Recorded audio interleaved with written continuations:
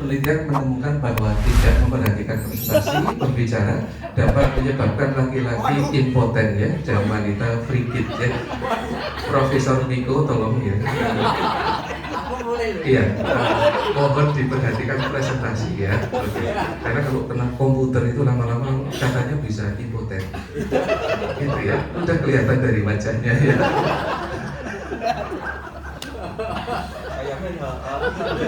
Oke, oke Bapak Ibu, bagaimana cara atau strategi untuk mengintegrasikan nilai-nilai Islam di dalam pembelajaran bahasa Inggris ya, atau pendidikan bahasa Inggris ya? Yang pertama Bapak Ibu ya, yang pernah saya lakukan adalah menyertakan materi yang berkaitan dengan ajaran Islam dalam pembelajaran bahasa Inggris, seperti menyajikan teks yang berisi kisah-kisah dari Quran dan hadis ya. Oke, ini sudah saya lakukan ya. Misalnya Bapak Ibu ya, dalam mata kuliah language research, kebetulan saya mengajarkan language research ya. Saya memotivasi mahasiswa untuk mencintai proses penelitian karena meneliti adalah perintah agama. Jadi di awal kuliah pasti sambil kultum ya, kuliah sak tumeke gitu ya. Memotivasi mahasiswa untuk mencintai penelitian Bapak Ibu, karena itu bagian dari Islam begitu ya. Nah, Iqra bismi rabbikal ladzi khalaq ya. Menurut Profesor Quraisy Shihab ya, Iqra itu kan merupakan bisa diterjemahkan menjadi research, meneliti sesuatu ya, bisa pula membaca begitu ya. Jadi saya berusaha untuk memotivasi mahasiswa secara spiritual ya, dengan nilai-nilai Islam. Kemudian Bapak Ibu ya, contoh lagi ya, saya kemudian menginformasikan kepada mahasiswa dan mengajak mereka untuk berpikir bahwa bangsa-bangsa dan individu yang suka meneliti itu akan memproduksi pengetahuan. Kuantitas dan kualitas pengetahuan akan menciptakan keunggulan ya bagi sebuah bangsa, bagi individu ya. Kemudian saya ajak untuk membahas ini ya. Ini kok ada oke ya Pak ya? Thank you Prof.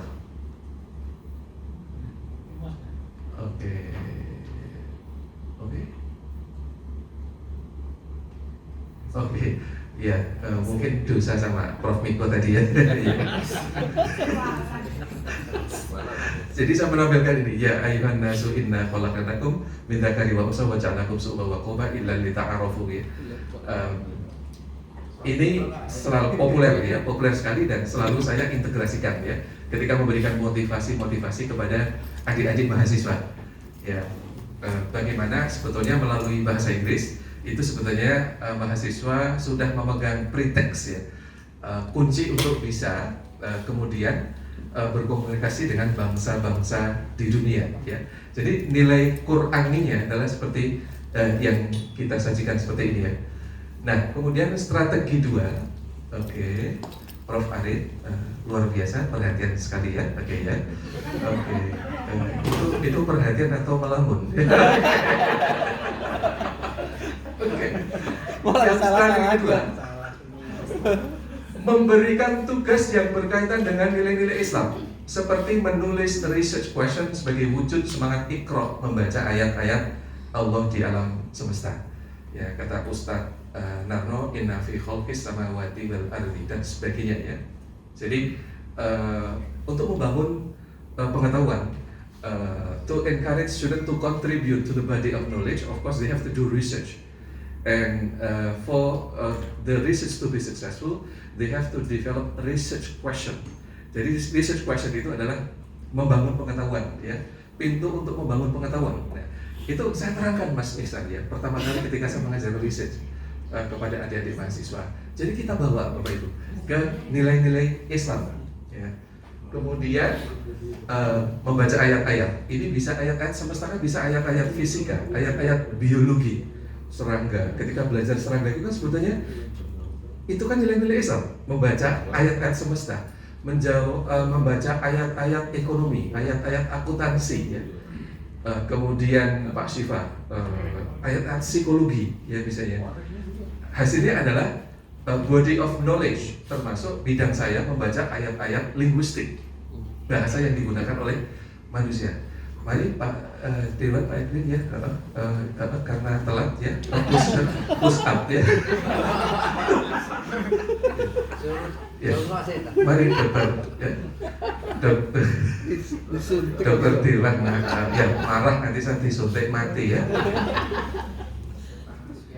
Oke. Nah, strategi 3 Bapak Ibu yaitu menyediakan waktu khusus untuk diskusi dan refleksi tentang nilai Islam dalam pembelajaran bahasa Inggris. Contoh, setelah mengumpulkan literature, saya mengajak mahasiswa untuk memberikan perspektif Islam terhadap teori yang ditemukan. Jadi, they are engaging with the literature review, and after that, I encourage them to discuss, to reflect, ya, from the perspective of Islam.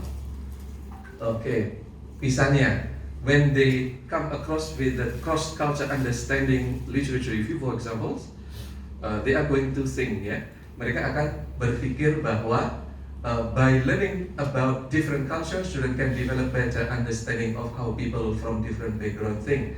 Dan ini sesuai dengan nilai Qur'ani ya. Ya ayuhan nasu inna khalaqnakum tadi bisa dikaitkan di dialektika dengan nilai-nilai Islam. Nah, ini tadi ya. Nah, kemudian strategi 4 menggunakan metode pembelajaran yang menekankan pada pengembangan karakter serta menghormati perbedaan individu. Oke, jadi karakter itu menjadi bagian integral di dalam integrasi ilmu pengetahuan dan Islam, Bapak Ibu, dan nilai-nilai Islam. Contoh, mengembangkan karakter jujur dengan menghindari plagiarism. Ini kan karakter Islam yang harus dibangun sebetulnya. Dan itu embedded kita ajarkan ketika proses belajar mengajar. Ya, ini yang saya tangkap sebagai internalisasi sebetulnya. Jadi seperti BINUS, Bapak Ibu, saya pernah mengadakan studi banding ke BINUS ya, dan ternyata salah satu values yang mereka pegang itu adalah integrity, honesty. Itu anak yang ketahuan plagiarism dikeluarkan Ustaz Narno dengan tegas sekali. Dan kalau ada lulusan dari BINUS itu yang korupsi, ijazahnya dicabut. Jadi BINUS itu terkenal sekali. Kemudian ethical values-nya itu adalah integrity. Nah, ini luar biasa. Nah, kenapa kita yang lembaga Islam kemudian tidak memiliki values yang kemudian kita push ya, sehingga menjadi ciri khas dari universitas kita ya, UMY sebagai kampus Islam. Otomatis untuk menghindari plagiarism mengajarkan paraphrase. Dan sekarang ngajari paraphrase sudah tidak laku Prof dia ya, karena sudah ada quail ball. Ini merusak ini ya, jadi ini dosen bahasa Inggris nggak laku sekarang ya, karena ngajari paraphrase sudah nggak laku. Pak Rafiq, betul ya. Ada beberapa yang hilang, disruptive technology dengan munculnya berbagai aplikasi ini. Sekarang sudah nggak laku. Kalau bahasa Inggris kok sudah masih ada mata kuliah penerjemahan, itu sudah nggak ngikutin perkembangan zaman ya. Ya karena sekarang sudah gampang sekali pakai aplikasi ya. Ya, Google Translate. Contoh 2, menggunakan diversified instruction untuk mahasiswa yang lebih lambat dalam menerima pelajaran. Nah ini kan pendampingan individu, artinya kita take care of the well-being of the students kan. Itu kan Islami juga. Jadi pelaksanaan teaching learning process itu juga bisa bernilai Islami. Oke, kemudian Bapak Ibu, contoh 3 membangun fairness dan keadilan dengan memberi informasi kepada mahasiswa tentang rubrik penilaian. Kemudian melakukan penilaian terhadap tugas mahasiswa on the right time, memberikan feedback on the right time. Ya, jadi ini fairness dan keadilan. Karena apa? Karena biasanya kita telat-telat ya, ngumpulin nilai ya, bahkan batas waktu kita lalui ya, sehingga apa? Remedi tidak pakai OBE ya. Kalau nilainya telat itu remedi jelas bukan OBE. Karena kalau OBE remedi begitu nggak lulus langsung diremedi.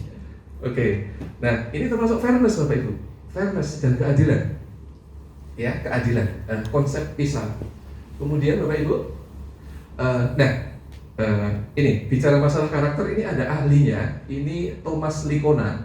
Karakter consists of moral awareness and strength to know the good, mengetahui baik dan benar. Jadi which one is haram, which one is halal ya. To know the good, and then second one is to love the good, menyenangi kebaikan, amar ma'ruf gitu ya. Kemudian do the good, mengerjakan kebaikan.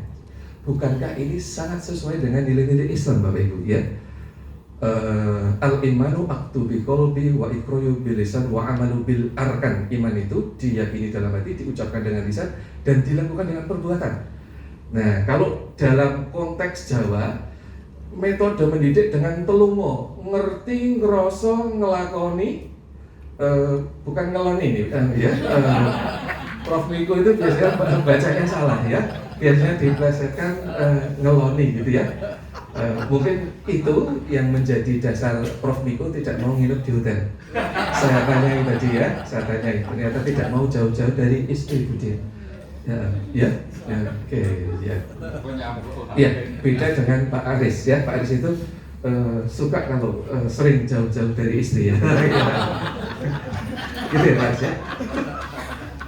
Oke, nah mungkin ini perlu diskusi lebih panjang, ini ada waktu yang lebih panjang lagi. Ternyata Thomas Lickona itu memberikan resep 10 Principle of Character Education. Ini bagaimana menerapkan character education dengan 11 principles dia. Dan ini sangat workable, bisa diterapkan di dalam membangun nilai-nilai Islam. Oke Bapak Ibu ya. Jadi intinya adalah membangun dari dalam keluar. Jadi karakter itu memperbaiki pola pikir, ya. Oke, ini fotonya Ustadz Miftah ya. Innallaha la yughayyiru ma biqaumin hatta yughayyiru ma bi anfusihim ya. Jadi Allah will not change the condition of people. Terus kepalanya. Well, Allah will not change the condition of a people unless they change the condition within themselves. Allah tidak mengubah nasib satu kaum kalau kaum itu tidak mengubah apa yang ada dalam diri mereka sendiri. Ini sebetulnya visi kita, mengubah akhlaknya, moralitasnya, jadi elemen-elemen yang ada dari dalam, inside out.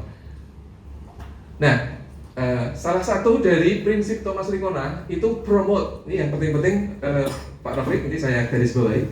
Promote core ethical values as the basis of good character. Kalau kita buka Monash University, core value-nya apa? Core value-nya apa? We a culture of integrity and respect. Itu betul-betul diterapkan. Jadi kejujuran ilmiah, ya, nggak ada falsifikasi data, kemudian ngapusi pengambilan data, kemudian plagiarism itu sangat ditentang ya, condemn. Makanya hukumannya berat sekali.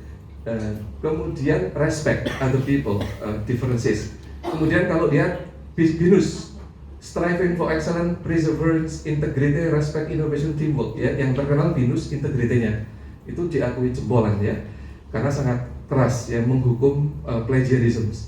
Nah, Harvard ya, ada respect, understand, accountable for action, cultivate bond, bridge, pursue excellence. Ini semuanya itu adalah akhlak, moral, dan itu dikembangkan. Dan itu menjadi kredo universitas, sehingga seluruh komunitas di kampus itu ingin membangun values ini Bapak Ibu ya. Nah ini tidak terpisahkan dari integrasi Islam dan pengetahuan. Nah kalau kita lihat Bapak Ibu, yang manajemen pasti mempelajari ini, cultural iceberg. Jadi menurut Thomas Lickona, integrations itu kalau dibahasakan Thomas Lickona should include thinking, feeling, and behavior. Jadi cara berpikirnya itu Islami, cara merasa afektifnya itu juga Islami, cara bertindaknya itu juga Islami. Jadi telungo, ngerti, ngerasake, ngelakoni. Ini dalam perspektif membangun karakter di universitas itu seperti itu. Jadi apa yang ada di bawah yang kita ajarkan kepada mahasiswa dan seluruh sivitas akademika akan muncul di sini Bapak Ibu. Misalnya yang terlihat di puncak gunung es, misalnya dosen mahasiswa memiliki cara berpikir Islami. Dosen mahasiswa menjaga kejujuran ilmiah, salat 5 waktu jamaah untuk pria, disiplin, tertib, kemudian tidak berzina. Kalau ini ada di atas perilaku yang terlihat, maka keberhasilan pendidikan kita berhasil. Tapi sebaliknya kok banyak yang berzina misalnya, ya, open BO misalnya, ya, atau mungkin Gunung Kemukus. Ya, Gunung Kemukus kalau Pak Aris itu tahu sekali di sana ya, itu mencari pusaka, ya, mencari pusaka. Kemudian juga tindakan-tindakan lain yang tidak sesuai dengan nilai Islam, itu artinya apa? Representasi dari kegagalan kita di dalam membangun integrasi keislaman, ya, dan ilmu pengetahuan kita. Nah, Kemudian banyak laporan dari dosen bahwa mahasiswa tidak melaksanakan sholat di daerah KKN. Saya mendengar tidak hanya satu dosen. Apa artinya ini? Bahwa integrasi kita, mau bicara integrasi Pak Rafiq ya, sholat aja katanya mahasiswa itu tidak dilaksanakan di daerah KKN. Bukan berarti di rumah sholat, ya. Di rumah barangkali juga tidak sholat, ya, tidak sholat. Ya, laporan dari tadi Mbak Nani ya, kemudian juga dari teman-teman yang lain, ya itu banyak. Nah, seperti itu kan berarti kegagalan kita di dalam integrasi. Kira-kira ini sholat khusyuk nggak Bapak Ibu? Sholat kalau pas ingat aja. Iya, ini tidak khusyuk ya. Oke, ini intermission. Ini karena ingat siapa? Iya, oke, Lesti ya. Okay. Ya, teringat Lesti sama Rizky Bilya, ini nggak kusuk ya. Nggak kusuk begini juga sebetulnya lambang kegagalan ya. Representasi kegagalan kita di dalam mendidik mahasiswa. Nggak ngajari sholat kusuk ya. Kalau gini Bapak Ibu ya, ini juga kegagalan kita ya. Karena yang kita dorong itu tepat waktu ke masjid ya, sehingga tidak dapat tempat yang seperti ini ya. Oh, berhasil itu, berhasil. Pak Iwan kerap sekali ya sholat gini ya.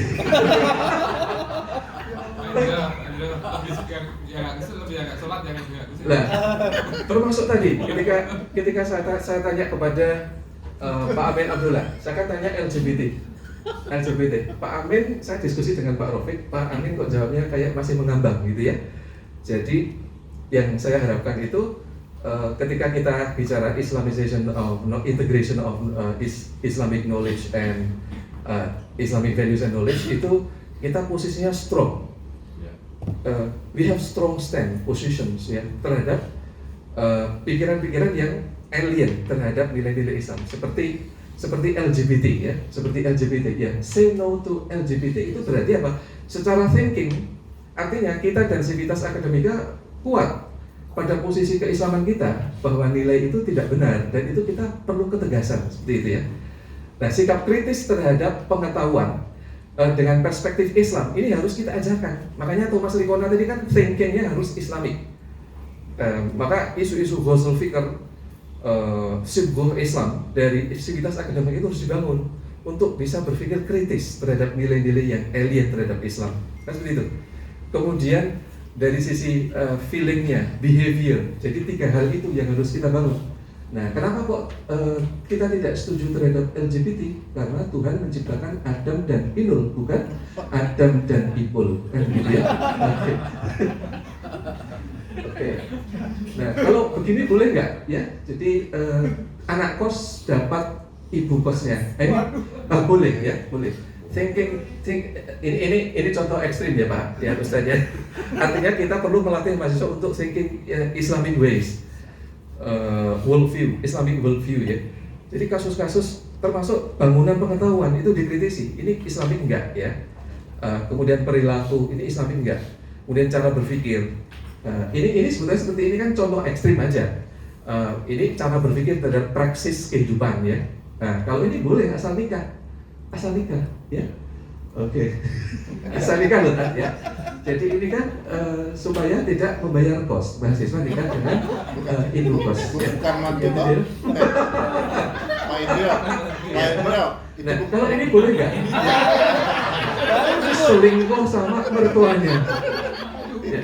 Ya. Contoh ekstrim sekali lagi.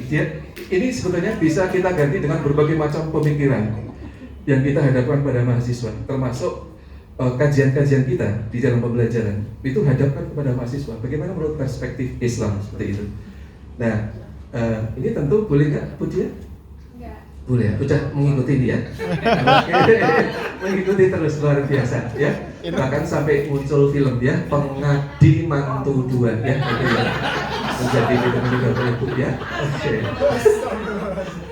Nah, strategi 4, menggunakan metode pengajaran yang sesuai dengan nilai-nilai Islam. Oke, nah misalnya ini artikel saya Bapak Ibu, saya pernah menulis dibiayai oleh penelitian Muhammadiyah ya. Sudah dapat insentifnya?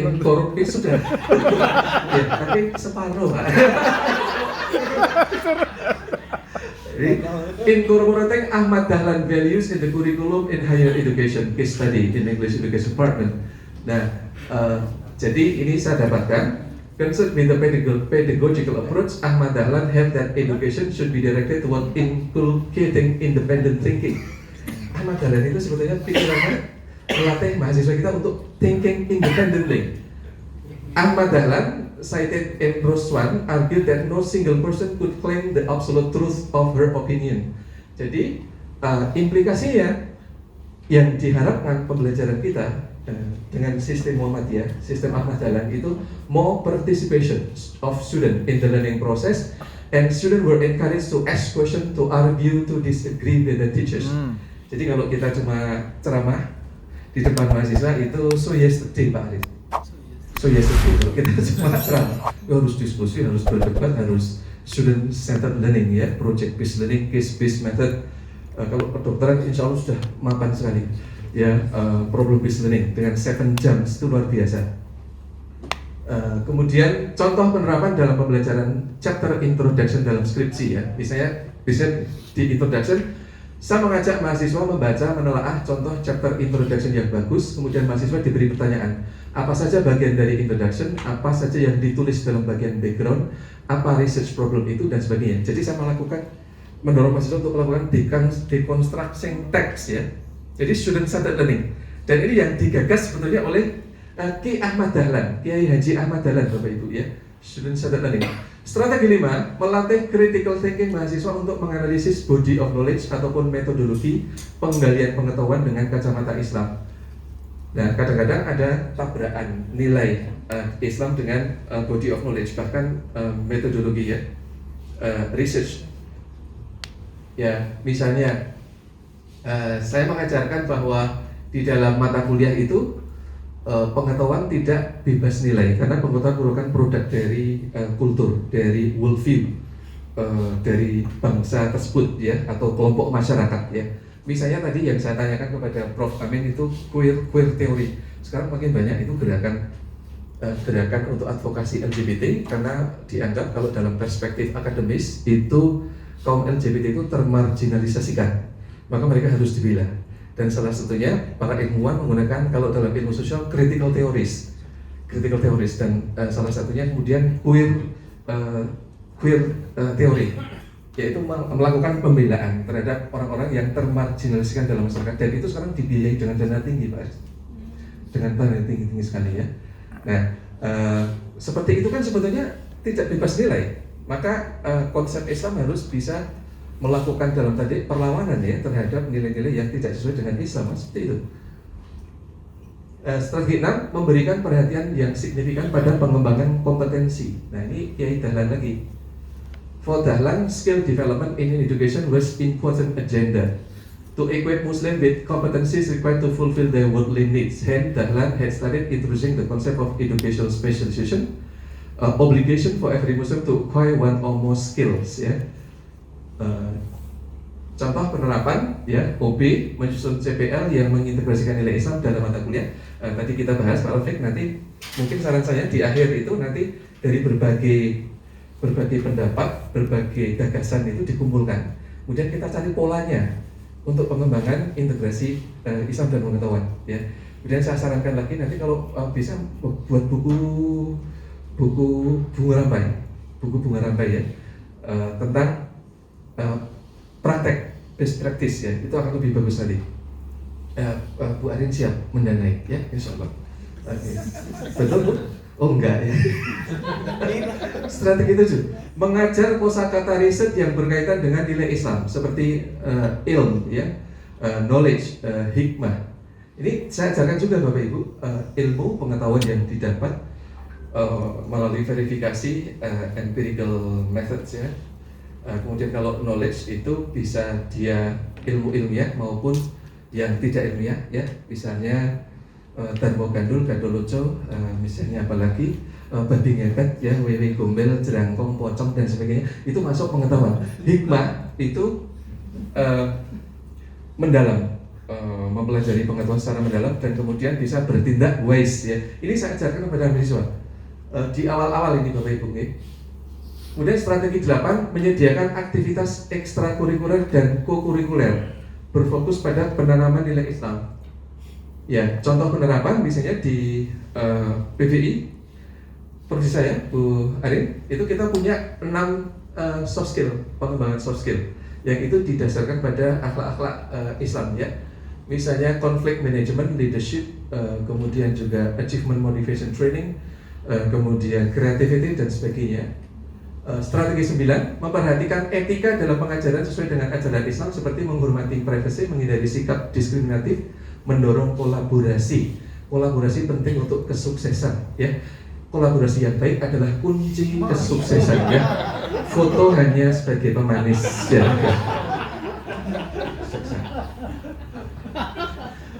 Strategi 10, mengembangkan keterampilan komunikasi yang sesuai dengan etika Islam dalam pembelajaran bahasa Inggris ya. Ini etis nggak Bapak Ibu? Nih mahasiswa. Assalamualaikum Bu, mohon maaf mengganggu. Ini saya Alia, koordinator baru kelas G menggantikan Nadia yang sedang cuci. Oh seperti itu ya. Iya Bu. Oh seperti itu ya. Ini kira-kira komunikasi yang bagus nggak dari dosen kepada mahasiswa? Ya, ini mungkin jelek ya. Nah, kurang Islami. Pak, tesis saya gimana? Itu bab 1 sampai bab 5 mesti diperbaiki total. Kalau landasan teorinya nggak kuat, terpaksa Anda harus ganti judul. Bapak sudah dengar berita mahasiswa butuh dosen yang dimiliki. Tesis kamu sudah saya ACC, bulan depan kamu wisuda. Terima kasih Pak ya. Contoh ekstrim ya. Nah, ini bisa dilihat Islami atau tidaknya ya. Assalamualaikum Bu, nama saya Amsipau Raja Iskandar. Ini dosennya malah bilang Papau ya. Iya Ibu, nama kamu lucu juga ya Papau. Namanya kenyal-kenyal ya. Iya Bu, mohon maaf bagaimana ya dengan diri saya Papau ya. Contoh ekstrim, komunikasi yang mungkin kurang Islami, tidak membantu mahasiswa ya. Nah, strategi 11 Bu yang bisa saya tawarkan Bapak Ibu, menjadi dosen kafah UMY. Yang pertama dosen nandur ya, berperan dalam menanam bibit unggul dan Islamic Generation UMY. Dosen catur, kreatif merancang metode integrasi nilai Islam dalam pembelajaran. Dosen tutor, mampu memberi nasihat dan pitutur agama dan akademis kepada mahasiswa. Dosen sembur, bukan berarti menyembur. Ini kalau dulu kan dukun itu nyembur itu loh Bu Arin. Itu artinya tempat mengadu mahasiswa dan memberikan solusi yang Islami. Dosen wuwur, menjadi teladan moral bagi mahasiswa dan rujukan kolega dosen lain dalam integrasi nilai Islam. Mungkin ini bisa diterapkan Bapak Ibu ya ke kita. Jadi tidak hanya menjadi dosen yang akademis, tapi juga ada dosen moral ya, religious spiritualis. Bukan ngawur ya. Kesimpulan, kesimpulan, integrasi Islam dalam pendidikan dapat dijalankan dalam 3 ranah Bapak Ibu: kurikuler, tadi pembelajaran dan sebagainya, co-kurikuler, ekstrakurikuler. Mungkin ini nanti bisa dijadikan coding ya, strategi kita seperti apa. Kemudian integrasi dalam pendidikan bisa dilakukan dalam 3 domain: thinking, mengajak mahasiswa melihat pengetahuan dalam kacamata Islam, kritis, mampu membangun posisinya, keislamannya terhadap dialektika dengan pengetahuan, feeling, membangun akhlak Islam, behavior, bisa mempraktekkan itu, termasuk sholatnya, termasuk akhlaknya ya. Kemudian nilai agama bisa diajarkan melalui 2 metode: stand alone subject, mata kuliah AIK. Kemudian yang kedua, embodied in the teaching and learning process, seperti tadi. Jadi soft skill-nya dikembangkan, kemudian juga knowledge, Islamic knowledge-nya dalam setiap subjek. Menurut teori yang efektif adalah yang embedded ini. Stand alone ini juga tidak bisa kita salahkan karena penciri Muhammadiyah dan sekaligus ini menguatkan worldview Islamnya, ya, pengetahuan Islam ya. Demikian Bapak Ibu yang bisa saya diskusikan pada kesempatan ini ya, sampaikan kepada Bapak Ibu. Terima kasih. Mohon maaf atas segala kurangnya. Assalamualaikum warahmatullahi wabarakatuh.